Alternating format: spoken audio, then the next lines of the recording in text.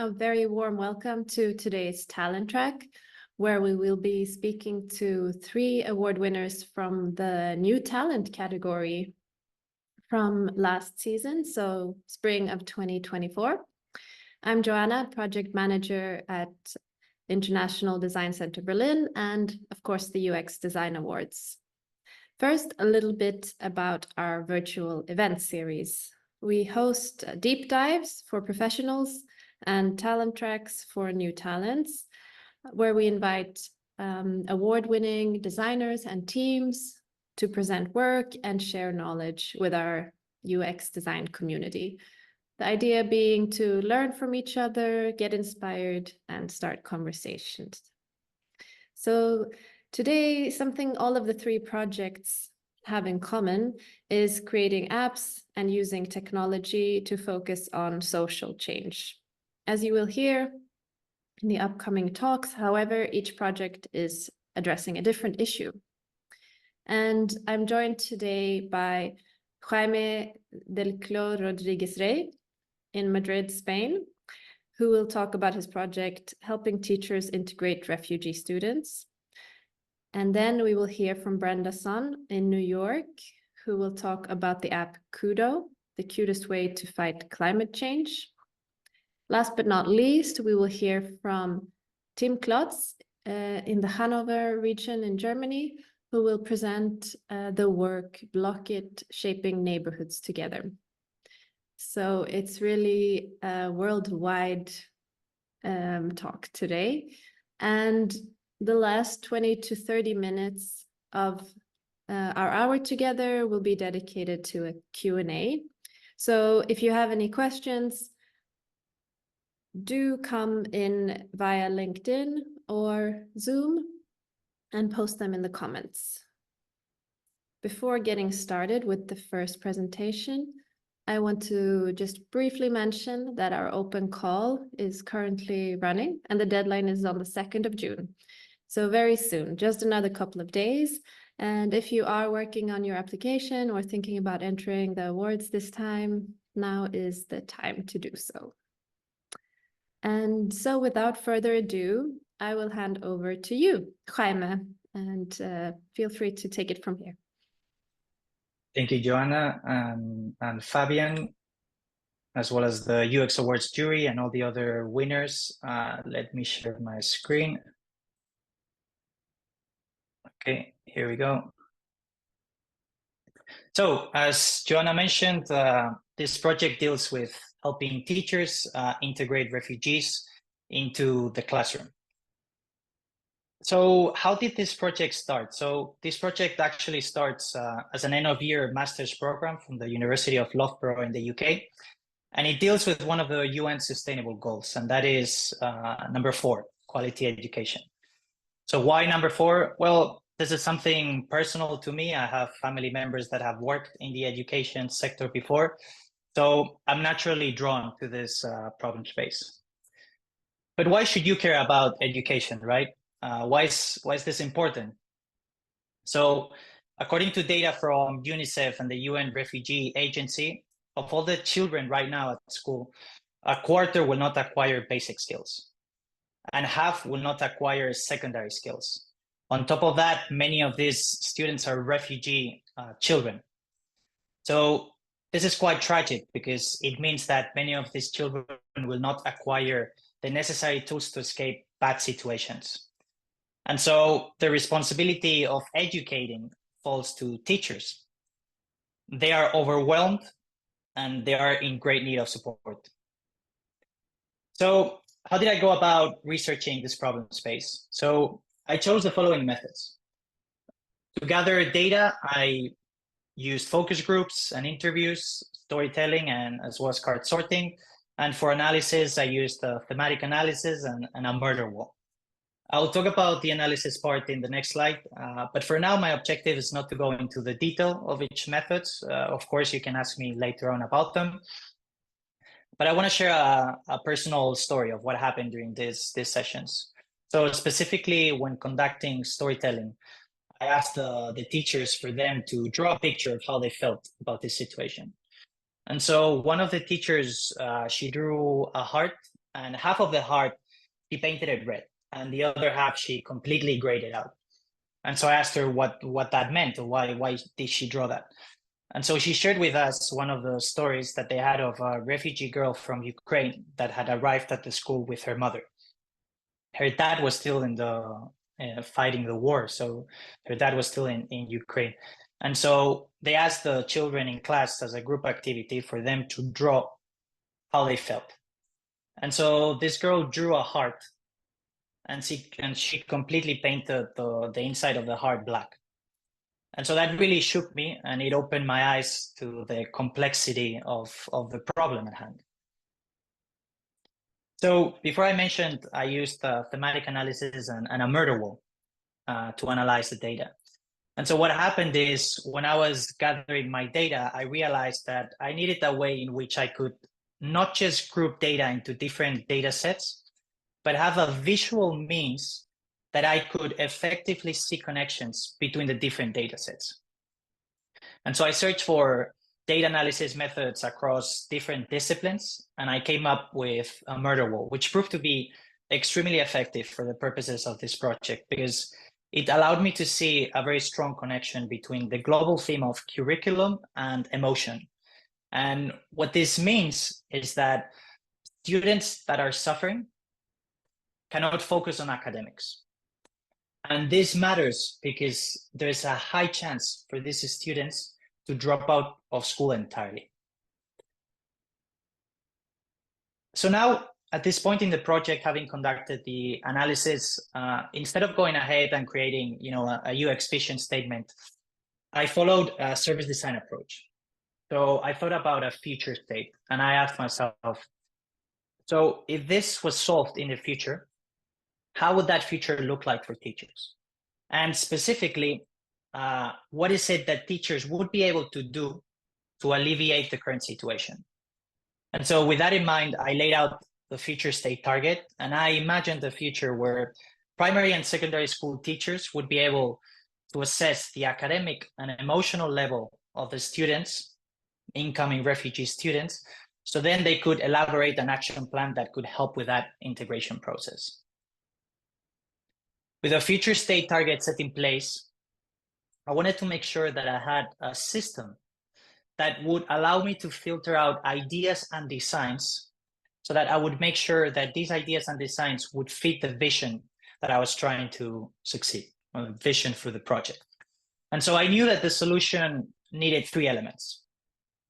Have some sort of emotional assessment that was linked to an academic assessment in turn, with a support of volunteering, specialized volunteers. Because in the end, teachers, they're not translators and they're not psychologists, right? I also knew that the solution had to adhere to 3 principles.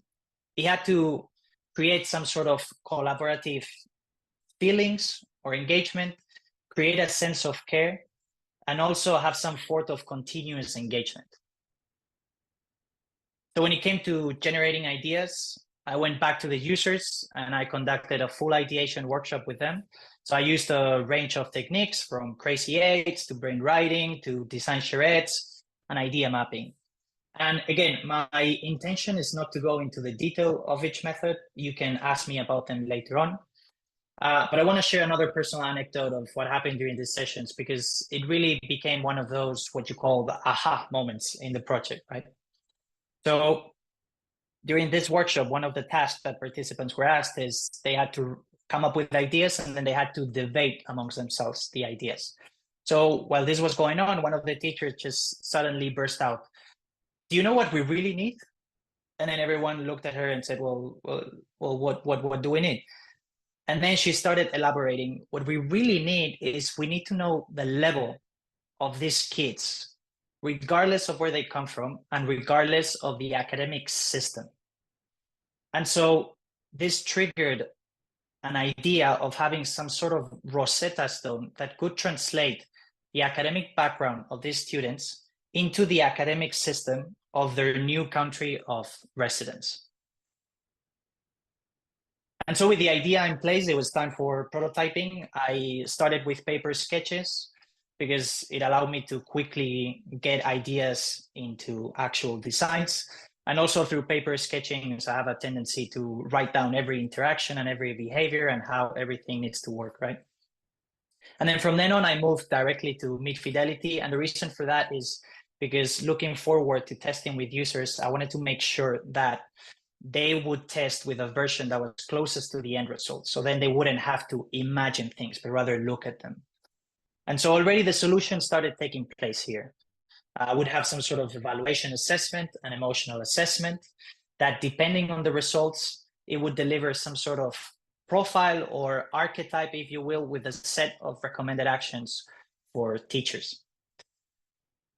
And so now when it came down to testing, the most important feedback that I got from users is users needed to see in every stage of the assessment, the name and country of origin of the student that they were doing the assessment for, and also to implement a new feature which could seamlessly translate the assessment into the native language of the incoming student. And so now we arrive at the final prototype. So what this app seeks to achieve is to help teachers know the true academic and emotional level of the students, have a set of profiles or archetypes per each student with a set of recommended actions per those profiles or per archetypes. And all of this supported by specialized volunteers composed of official translators and psychologists. More importantly, though, what this seeks to achieve is to create the following outcomes. So firstly, empathic empowerment. By better understanding the background of these students, this can lead to higher levels of empathy. Cross-collaboration. Increase that level of awareness between different schools and departments, and reassurance. Strengthen the existing bond or relationship or support that exists between teachers and teachers, as well as between teachers and students. And so what's next for this project? Well, I'm happy to say this project is now undergoing full development. And I just wanted to quickly highlight at a very high level 3 main blocks of the current roadmap. So first is the current work of adapting design systems, just so when iterations need to come up in the future, they can be quickly done. And so the solution can scale upwards. Data, what type of data do we need to store? How are we going to store it? And how does that data structure look like? And then moving on to the actual coding of the app. So then a pilot will be launched in several schools for further testing and iteration before the full release. So that's the project and my journey with it. Thank you all very much. Great. Thank you, Jaime. That's really interesting work and super important. As mentioned, if you have any questions, you can post them in the chat. And for now, we will continue with Brenda. Welcome to share your screen as well.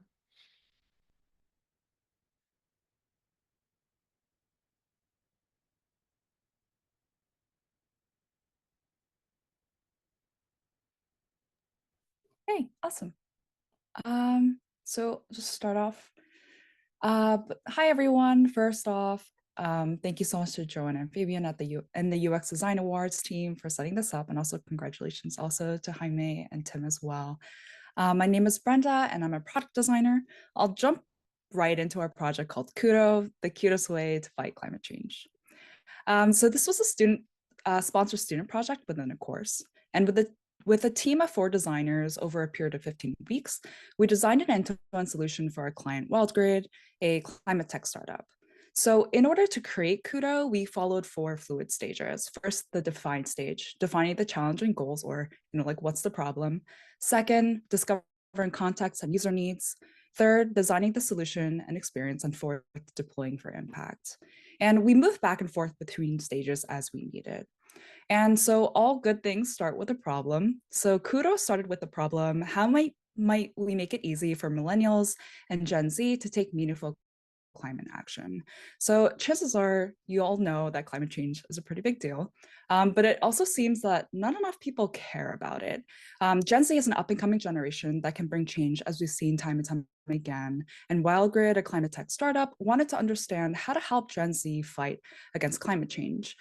But in order to test assumptions and also to learn more, we conducted more secondary research. And what we found was that first, climate change is important. 93% of Gen Z said that addressing climate change is critical for the future of the planet.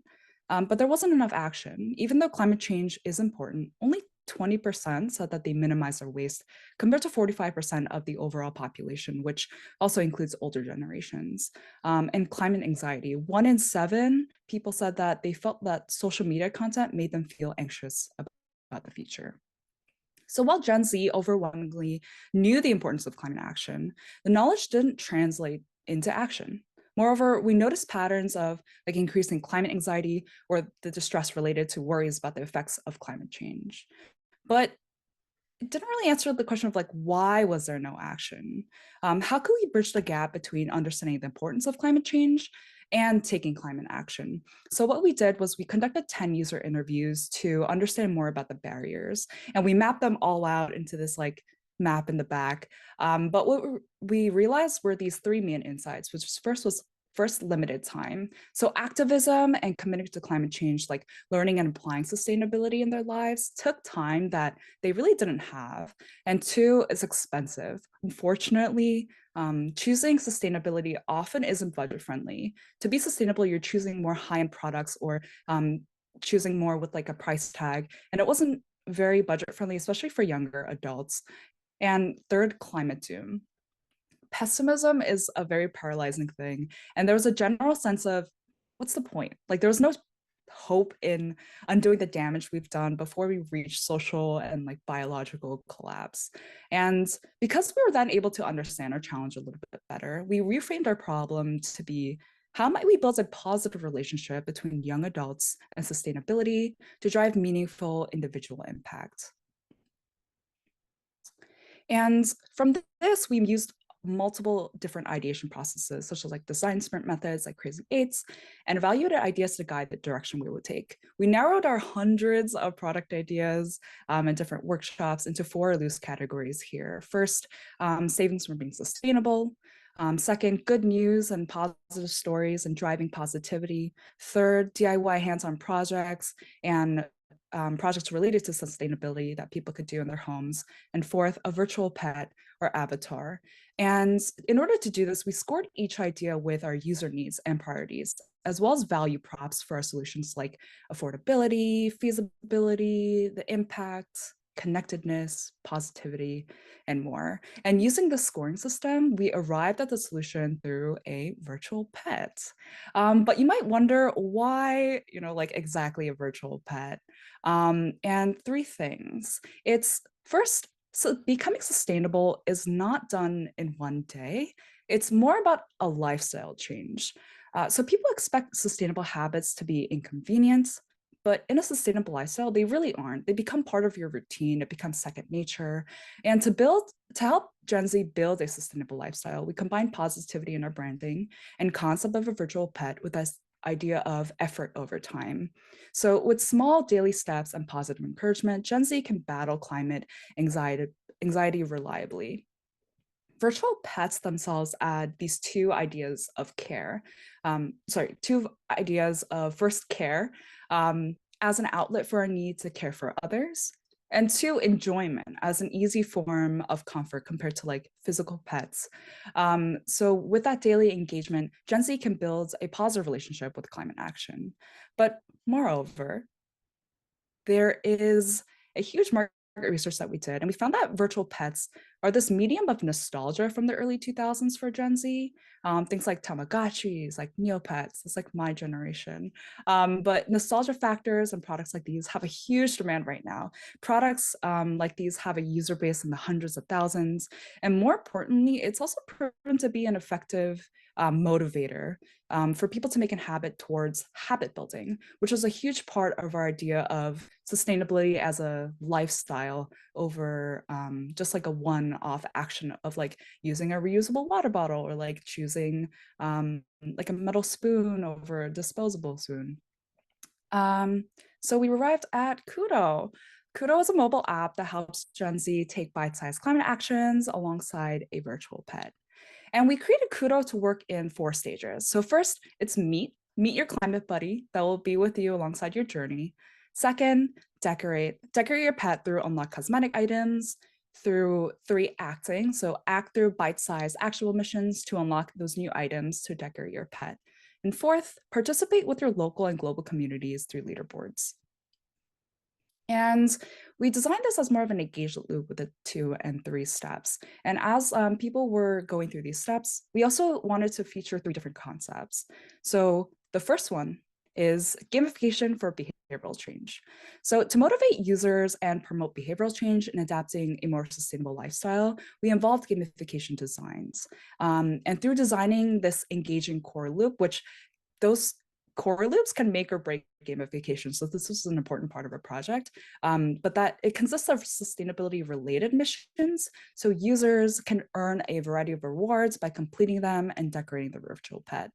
And through repeated participation in this loop, users become more motivated to continue their sustainable efforts and develop like a stronger bond with your little climate buddy.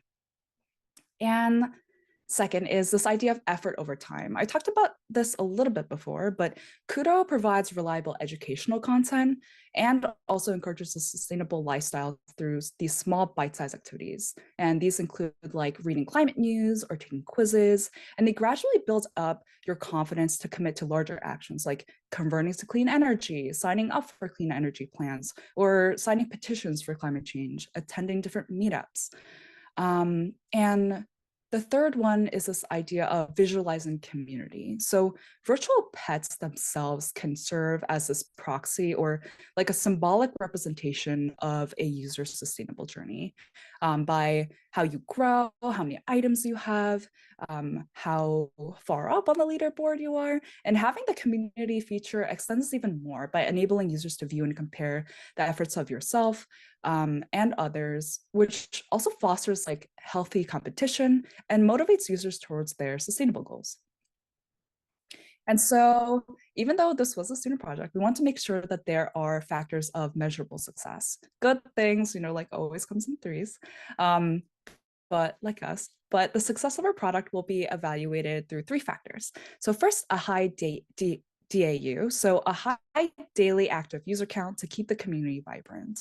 And second, a high NPS, so a high net promoter score to continue expanding our user base. And third, high interest in paid partnerships. So one possible way for expanding Kudo is partnering with brands to create exclusive pet outfits or items. So we made these in order to measure our success and also for future vision planning. And this leads us into like more of a quick reflection time, but our team was really proud because as master students, this was our first time collaborating with a startup and designing an end-to-end solution with a business goal in mind. So first, having fluid stages helped us understand users better. I talked about the 4 stages in the beginning, but they were so fluid that we went from one to the other, like within like even one workshop or one session or one day. And it really helped us because we went back and forth from ideation to research, helping us synthesize and fill in like a lot of missing links. And having that fluid process and having that adaptability really helped us understand what we were missing and how to really tie them. And by looking back at those research challenges and goals that we set in the beginning, like reframe the problem, we ensure that they align with the current direction of the project and connect our user insights directly with the science decisions. So we had like 100 different product ideas, and we were able to narrow them to those categories because we were able to bring them back to our user insights. And it was also a great opportunity for us to learn more about ourselves as designers. Some of us found joy in leading the research phase, ideation process, or prototyping, or visual design phases. And we really learned how communication builds great teams like ours. So that was just a little bit about Kudo, and thank you so much. Thank you, Brenda. Really excellent design work as well. I know that the jury was very impressed by the design, and these little pets are extremely cute, quite irresistible. Yeah, last but not least, let's hear from you, Timm, and tell us about Block It.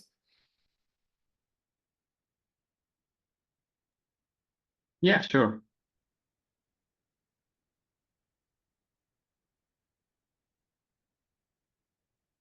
Hello everyone, and thank you to the whole UX Awards team for having us here. And wow, those two presentations were super insightful and really great.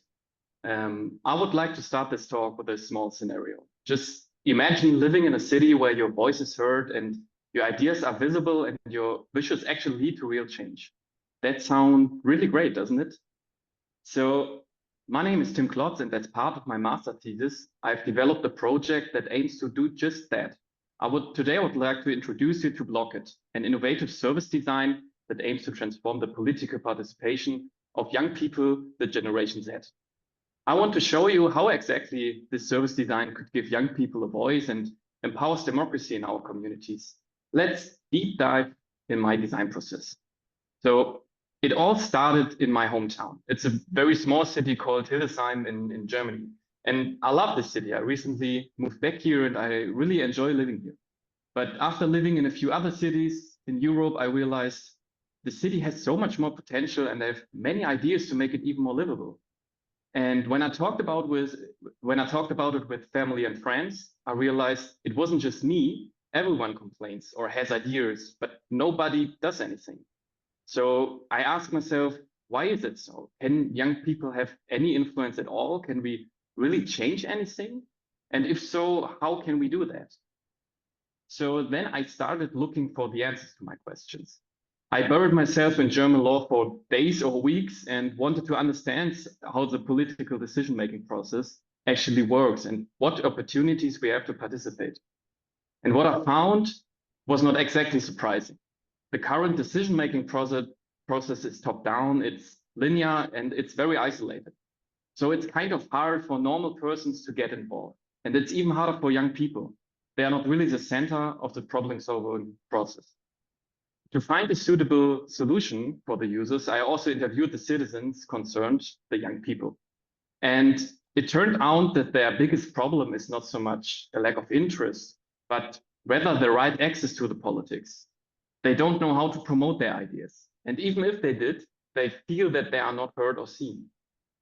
So the central problem I wanted to solve was the lack of political representation and feeling of powerlessness that many young people experience. Now I want to show you guys how I try to overcome this challenge. So Blockit offers a gamified 3D experience of your neighborhood where users can visually place their wishes and ideas in the form of building blocks. These wishes immediately become an integrated part of their digital neighborhood. This visualization of your own idea in 3D neighborhood was designed to create a sense of self-empowerment to the users. Users can now share, explore, and support ideas of others. They see their ideas, those building blocks, grow with the support of others. The whole city evolves into a city of dreams. But that was not really enough. Young people can now share and discuss ideas, which is great, but they still don't know what exactly happens to their ideas. They really want to feel that they can make a difference. So I try to integrate the service in this scenario into the political decision-making process. In Germany, the local council decides on issues in a district or in your neighborhood. I therefore use this instrument as a tool for discussion. At each council meeting, the most supported ideas are then discussed in fixed agenda items. This way, young people can be sure that their ideas will be heard. And then all the decisions that were made in the council are transparently fed back into the service again, so that the users are always informed about what is happening with their ideas. And when a wish is realized, it even becomes a permanent part of the digital neighborhood as a new digital building in their 3D neighborhood. So successes can be celebrated together as a community. And just imagine how a simple idea of a young person, like the installation of a new skate park or the installation of this dog park, becomes a reality thanks to this service, thanks to the sharing of just like a digital idea. The feeling of joy and pride that this young person feels is priceless. This will not only encourage political participation, but also boost the young generation's trust in democracy. And now we are coming to, it's more or less my favorite feature in the app. The feature I really appreciate is the share process. it was very important to me that the people not only receive positive feedback in the form of more or less aesthetic success state, which they do in other tools like digital questionnaires, but that they really feel their self-empowerment. They should actually feel that they can make a difference. And even if they have only shared an idea online. And that's why I made this process as simple and supportive as possible. And at the end of the process, the users receives visual feedback that their idea has actually been shared and placed in the form of this building block in their digital neighborhood. Now it can be supported by others. And in user tests, I even got the confirmation that this visual feedback really helps those users to get this feeling of, hey, I can change something. My voice is heard. I just shared an idea, but it's placed there and it won't disappear. So this service design is a proposal to young people used to democratic participation and to show them that they can make a difference. They can live in a world that they can shape. Through collaborative action, they learn to act as a group and solve problems together. These are qualities that are essential in our world right now. And at the end, I hope maybe one day every voice is heard and every idea has a chance of becoming reality. Thank you very much. And I hope I was able to give a good insight into this process and into the project. If you have any questions about the project or about all the research and design methods I used to get to this project, feel free to ask them in the chat. Thank you. Great. Thanks, Tim. Thanks all three for such impressive work and really impressive presentations as well. I'm actually going to take you up on that because I was thinking a bit about the research for all three of you, and it's also one of my favorite things to hear about. So in terms of why did you choose the method that you chose? Because we heard about card sorting, qualitative interviews, user testing. So the question goes to all three, like why the choice that you went with?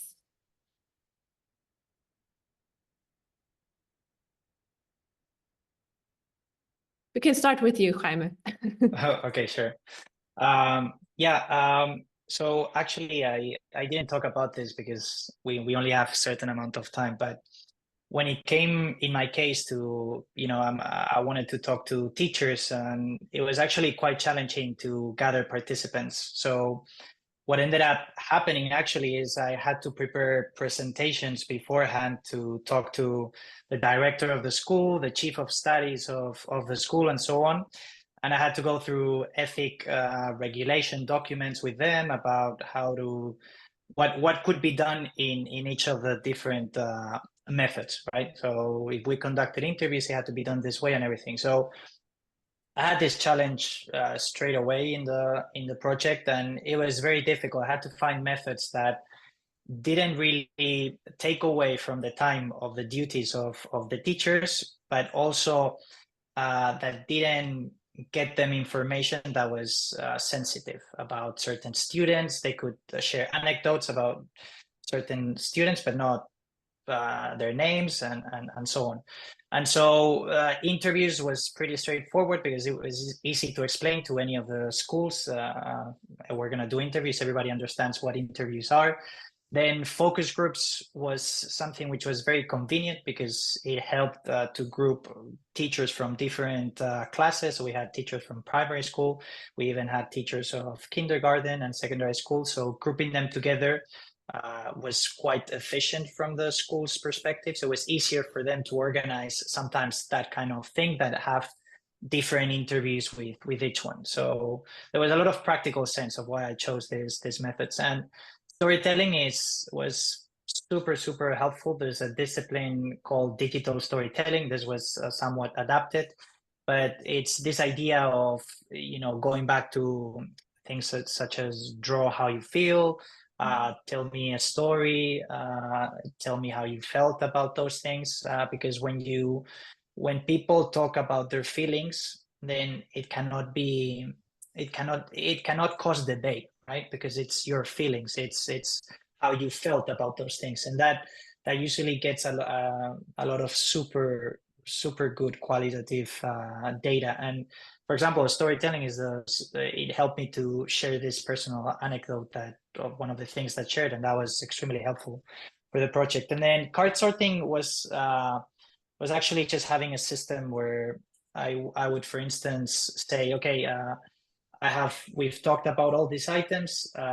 Please just tell me what is essential, what is important, and what is nice to have. And that was very helpful because I think it doesn't matter who your target audience is or your target participants. People will start talking about a problem, and then they will share, well, wait, we need this is crucial, and this is crucial, and this is critical, and this is critical. But when then you ask them to say, okay, tell me what is essential, what is not so essential but important, and what is nice to have, then you start seeing what really is critical and what really isn't. So that was really helpful in that sense. So that was those were the reasons why I chose those methods for gathering data. I think for analysis, I talked about it, but thematic analysis is, I find it's more organic than affinity maps on how you start grouping elements. I think my brain works more on a thematic analysis kind of way than on an affinity map. And then the murder wall was really super useful. I had the data sets here and there, and I would just go with the chord like this and then find. And so, for example, one of the data sets that I had a lot of chords going back and forth. So that was like all the part around emotion and then from curriculum. And so I knew right away, this is, I visually, I could see this is something that I need to tackle. It's crucial. And then it's all these methods that I chose for ideation. And that was again, something that I wanted to get teachers to very quickly start with ideas right away and try to make it fun for them. So that was where Crazy Eights come in, because it just quickly gets you into ideas. And so then when you move on to things like brain writing, it's much easier for them to just elaborate on those ideas. And then everything design charrettes and idea mapping is just sharing and elaborating on those ideas, and then mapping to see, well, there's gaps or where I can make those ideas into something bigger, and so forth. So that was, in my case, those are the main reasons. And I'm happy to go into more detail if anyone wants, but I don't want to take away time from the others if they want to explain. Thank you. Just a very short follow-up. I was just curious about the teachers.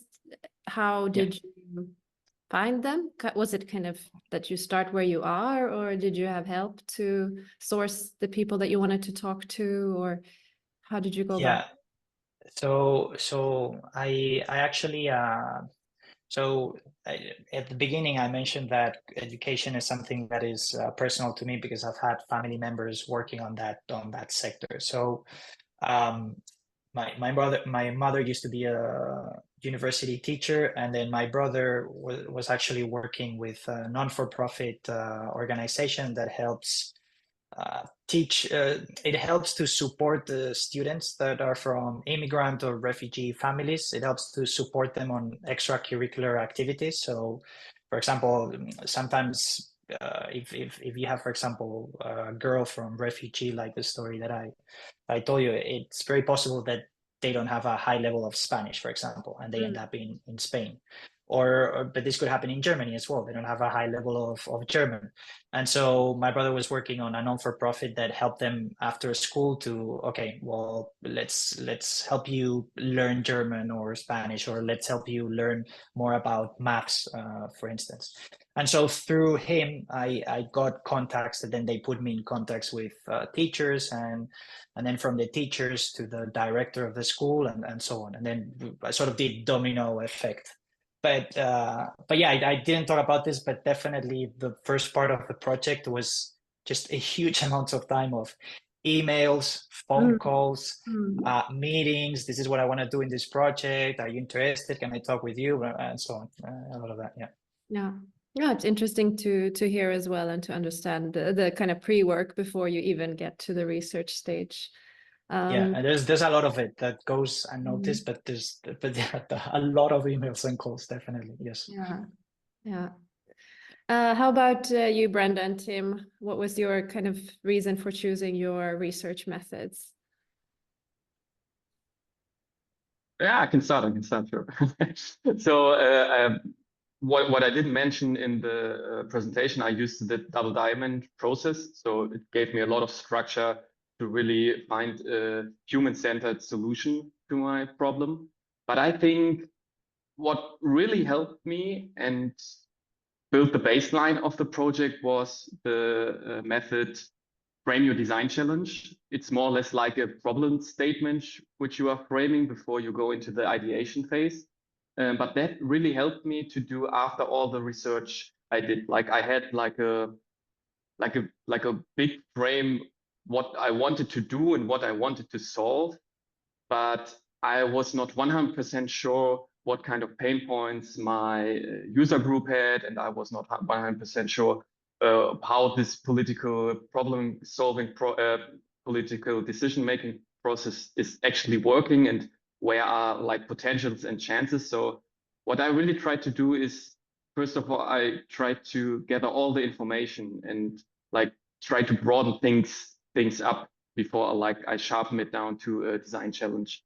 So I tried to, like I said, really dig deep into this political theory to find some pain points and to find some chances I had to design like a human-centered and user-centered solution. And what I then did, like I also mentioned, is I did a lot of user interviews with young people especially in my hometown. And all these information, like I put down in this design challenge. Then I iterated a lot in this design challenge. I had like, I don't know, 5 to 10 design challenges I did before I even tried to go into this ideation phase. And I think that really helped me a lot because then I had like a super sharp vision of what I tried to achieve with my ideas, and I have had some kind of evaluation with this method is called theory of change. So I have some evaluation parameters and can compare those ideas to those parameters and see which idea is really making the biggest impact for the user group. And yeah, I think this were like the UX research methods I used, which made the biggest impact in my project. Thank you. And for the design challenges, is it that you do them, or are you doing them together with other people? No, I did it on my own. I think it's from IDEO. It's in design method from IDEO, where you have like a sheet of paper, you have some steps, and you try to really sharpen this design challenge. And yeah, it was really nice. Okay, nice. Yeah. How about you, Brenda? How did it work in Kudo? I think for research, so Timm might also know about this, but I think there's this really big idea that like, oh, Gen Z can like change everything. And then everyone's like, oh, how do you get Gen Z? It's like a huge marketing thing. Like you need to get Gen Z on your side. That's how you're going to get market.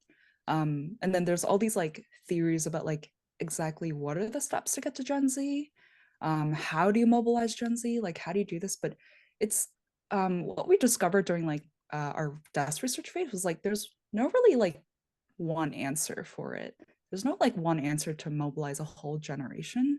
It's not like you bring them by a specific characteristic or whatever, because everyone's so different in Gen Z too. We're kind of all have characteristics of being in this generation, being young adults, growing up in this world where we have all these like social pressures. And it's a very like kind of nuanced kind of way of looking at a problem. Like, yes, through marketing, you can kind of see Gen Z as having these characteristics, or you can kind of shoehole them into this kind of idea. But we realized like the reason why we saw that huge gap was because we couldn't, like desk research wasn't enough. We had to like go out and like actually talk to people, which was amazing, because then we kind of were able to really see what the gap was. Like, why was it that people knew about it but didn't have it, or couldn't like do action? So by diving into those user interviews, like we learned like so much because we interviewed like a wide variety of participants, from like people who had no interest in being sustainable versus like people who were super sustainable, like reusing everything, like participating in activism rallies and like things like that, or even bringing it back into their company and like having different like organizational structures like that and being involved.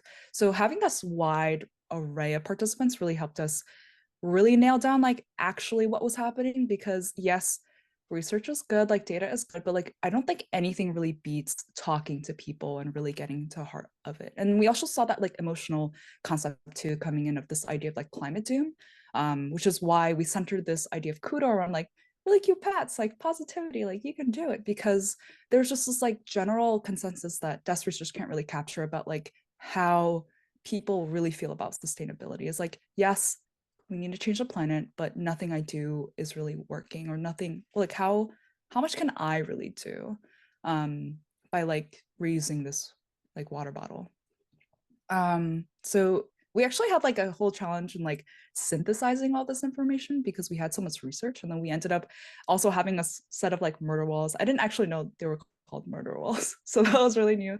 But we were like drawing lines all over the place. We were trying to have like affinity maps, but I think we ran into the same problems, Jaime, mostly in terms of like we worked really thematically rather than like very insight based. So we were able to, that actually helped us because we were able to like organize our insights into more themes and build out more themes in terms of like sustainability, which also kind of come into this idea of like this decorations.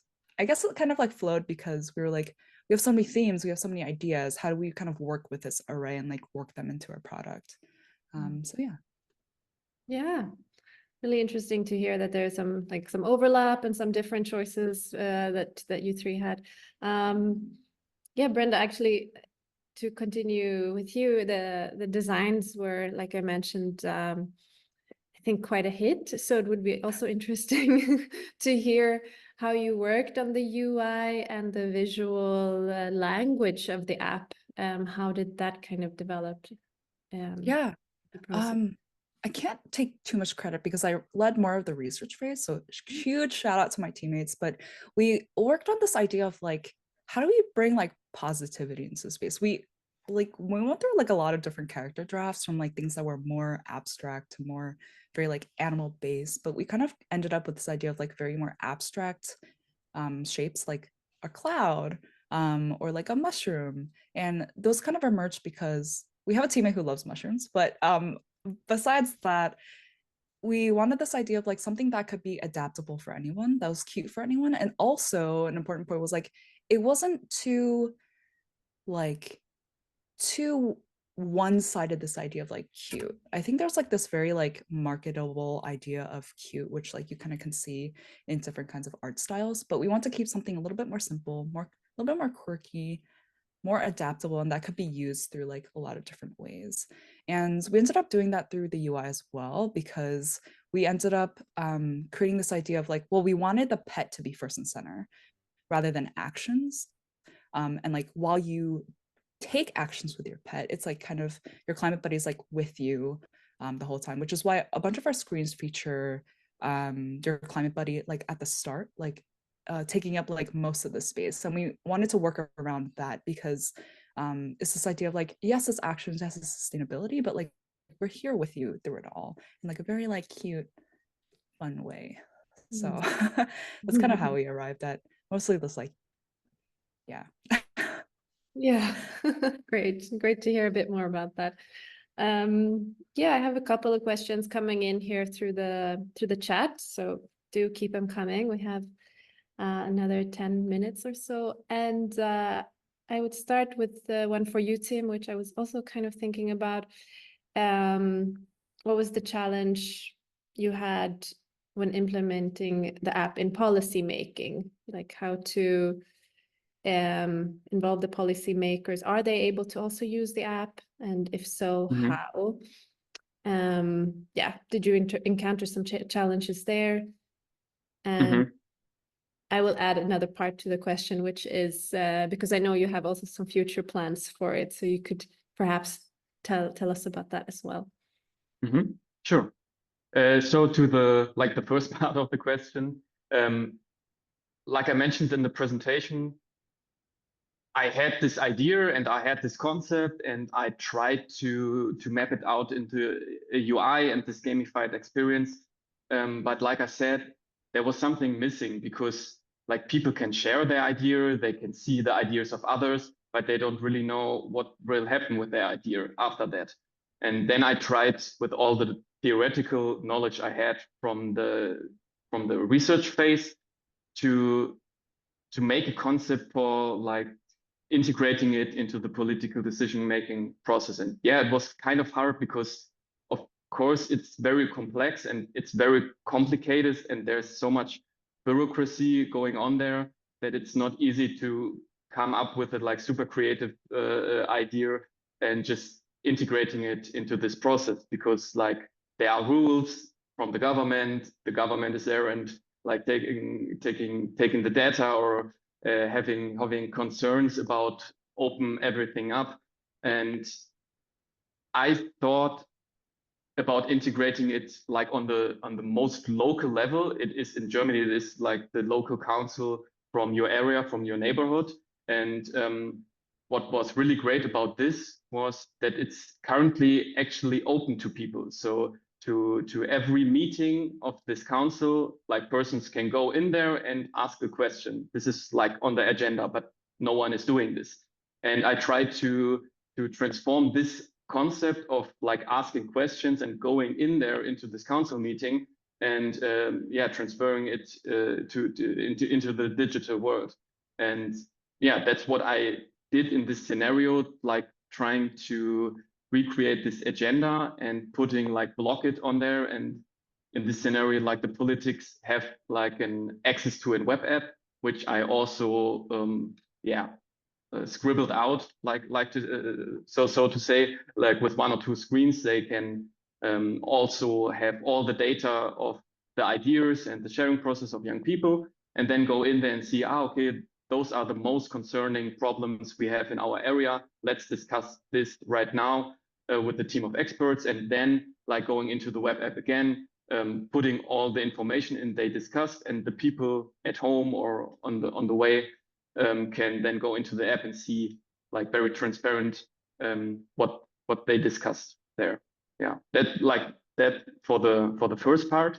And yeah, the second part, yeah, it's very exciting. I think it's not so far like as Jaime right now with this project, but maybe this project gets realized at some point in the future. I don't know. But in my hometown, there's currently like a funding program, I think until the end of the next year, and they are trying to change the way we live in the future and we work in the future in Hildesheim, in my hometown. And I contacted them, and actually yesterday I had a conversation with them, and I also like pitched the idea, and I don't know, maybe like they thought it was quite cool, but as I mentioned in my intro to the question, they also had some concerns about like bureaucracy, about rules and terms and all that stuff. But like the core of their idea, they found really great. And I don't know, let's see what happens. Yeah, let's see. I think it can be perhaps quite a long journey, but then, you know, very fruitful once you get in there and deal with it, and you learn so much along the way also about how this works and why it has like it does. But that's great news. Really, congrats. We are crossing our fingers for you. Can I add something? Sure. Yeah, for me, Timm, I don't know if correct me if I'm wrong, but one of the angles that I'm seeing this project through, which I can't stop thinking when you were talking about this question of the terms of policy and the challenges of policy and you know how the structure of politics is, you can't do this, you can't do that. I was thinking that in terms of your project, I couldn't stop seeing this angle of, well, there's a part of it, and correct me if I'm wrong in my understanding, but there's a part of it that I'm seeing that it's completely agnostic to the policies. it doesn't really matter what the policy is, because what it does is start the conversations. So when you present something in terms of, well, regardless of what the policy is, these are what the conversations are in the hometown. This is what people are saying. This is what people want. And it's your job, politicians, according to policy A, B, and C, to, handle it however you want. But I think that's a very strong angle. And again, correct me if I'm wrong, but I can't stop seeing that part as in completely agnostic to the policy, because it brings those conversations that currently people are not using the system, right? What you said, you can ask questions, but people don't do it. But through this, true conversations of what people really want can happen. Mm-hmm. Yeah, I think that's completely true.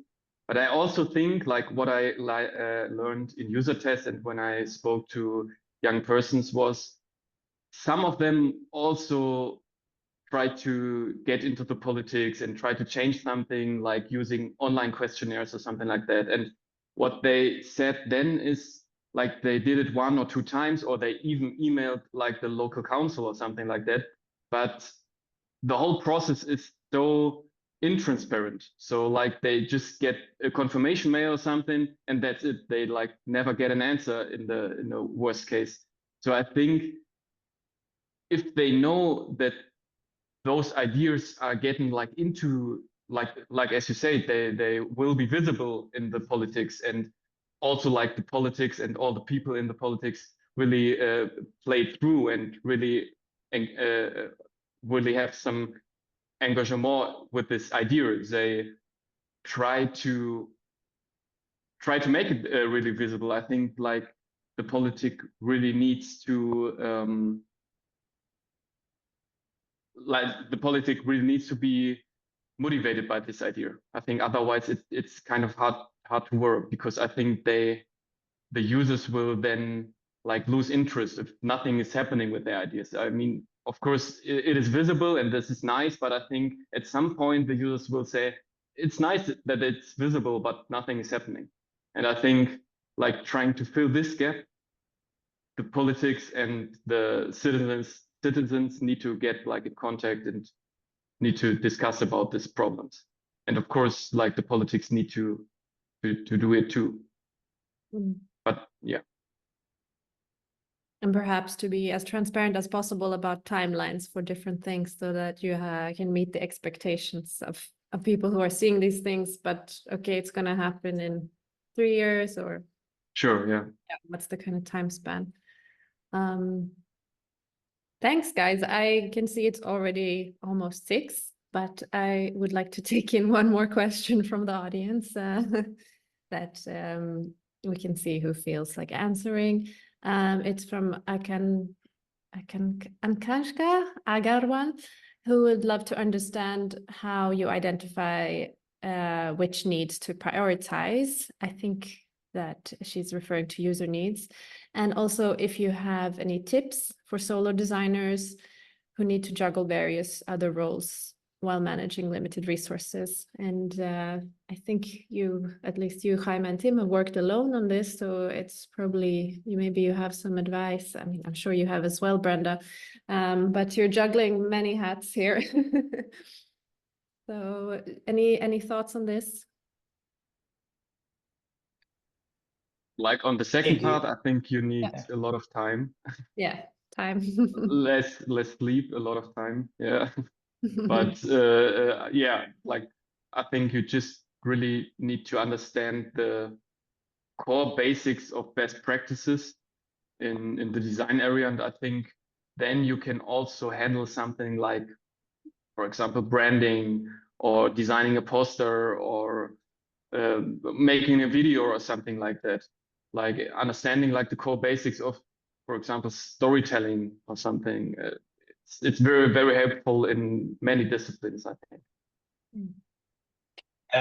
Just to add, one of the things that was extremely effective for me to prioritize user needs precisely was cart sorting. So my advice is, whenever you need to prioritize user needs, use cart sorting and use some sort of make a small system for yourself, whatever works for you. So for instance, what I did is, okay, these are the needs that we have, and I asked the users, tell me what is essential, and I told them essential means crucial, needs to be done now. Then tell me what is important. This is something that should be done, but it's not as critical as all the other elements, and then just something that is nice to have. And then once you have that system, just tell them, and then you do the exercise, cart sorting. Okay, this goes to essential, this goes to important, and it really helps in prioritizing user needs. But not only that, you will see conversations happening that maybe didn't happen throughout interviews, or for example, and that really helps. And but the good thing about that is you can tailor it to whatever you want. So instead of essential, important, nice to have, you can have critical, or you can even have 1, 2, 3, or A, B, C. Make it yours, and that really helps out. Good tip. Good tip. I think for this, I also worked on a solo project, so I can jump in with that experience as well. But I think for user needs and in terms of prioritizing them, those will come out from your research, by like how many times things come up and what people kind of say. And the most important thing is like mapping it out. I think like, yes, you can do all that in your head, but when you kind of go back into research and kind of show it, an important part is also like getting other people in, whether it's teammates or like sponsors or stakeholders involved. And the reason why those user needs come out is because you did all that research, right? So kind of pulling them out from that research and creating needs from it will guide the rest of your project. And in terms of prioritizing, you'll also see that from your research, like in terms of how many times things come up, how strongly people feel about different things. And it's also like when you're able to map that out, you see that so much better. And I think from that, it's like, how do you kind of design from it is this idea of like, from your like user needs and what you kind of prioritize based on the research, you're also able to grab like, kind of translate those into like core values for your product. So for Kudo, for example, like we had one about like, well, people were feeling super negative about climate change. So our core value was like, it had to be positive. And that's what guided the rest of the process. Like whether it's, you could be positive through climate news, or you could be positive through DIY projects, but that was a core value of Kudo. And those user needs like kind of manifest themselves into these core values that you end up helping to guide your product. I think another thing is this idea of jobs to be done is really important, because you look at this idea of like, okay, you see this research and you talk to all these people, you see what they're doing, and you have to create this idea of like, okay, what are the things that they actually want to do or need to do? And when you create that jobs to be done, and you create these like ideas like, okay, they want to be from froms and to twos, like people are feeling really down about climate and they don't really know what to do, to being having a confident, sustainable lifestyle. And once you kind of are able to map that out for yourself, you're able to use those and see what user needs are really being prioritized. So those are two things that actually helped us a lot, and hopefully that's helpful for you too. Like, I think it's always a big thing because you're like, there are so many themes, there's so many like things we can answer, but at the end of the day, it's also like us as designers, like every designer may take a project very differently. But it like the value comes from the research insights that you connected to. So yeah. Thank you, Brenda. Yeah, and I would assume also that with experience, you also gain more confidence in yourself to trust that you know, okay, what to take from your research and how to build on your experiences. So I think that comes kind of organically with just hanging in there and spending more time, hopefully also with sleep. Right, thanks all three of you, Jaime, Timm, Brenda. This was very insightful. I feel the time passed super quickly, and we look forward to hearing where these projects end up. Do stay in touch. Perhaps we will do like a follow-up at some point and see where these three projects have come to. Thanks everyone for joining us on LinkedIn and posing questions. Stay tuned on social media is the best way to connect with us. And we will have a recording of this talk in case you missed the beginning or want to rewatch. We will have it on our website and LinkedIn within the next couple of days. So with that, I will say auf Wiedersehen and have a great evening, morning, day, wherever you are in the world. And thanks again for joining us.